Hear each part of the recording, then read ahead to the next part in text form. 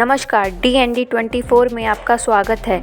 लोकसभा चुनाव के मद्देनज़र गुरुवार को प्रियंका गांधी ने मध्य प्रदेश के मुरैना में रैली की।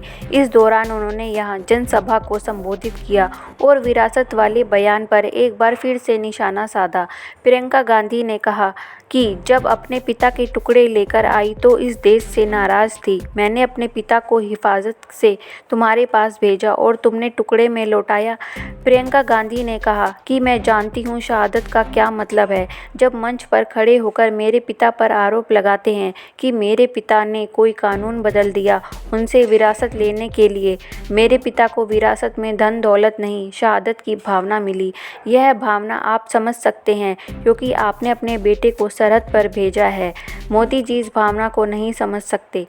प्रियंका गांधी ने मंच से कहा, जब मैं 19 साल की थी तब अपने पिता के टुकड़ों को घर लाई थी।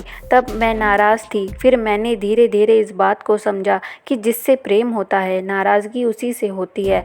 आज मैं 52 साल की हूँ। पहली बार मैंने यह बात सार्वजनिक मंच पर कही कि मेरे देश के लिए मेरे दिल में कितना प्रेम है।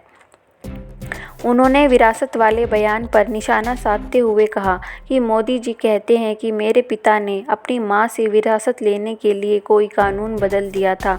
मोदी जी इस बात को नहीं समझ पाएंगे कि मेरे पिता को विरासत में धन दौलत नहीं मिली, मेरे पिता को विरासत में शहादत मिली।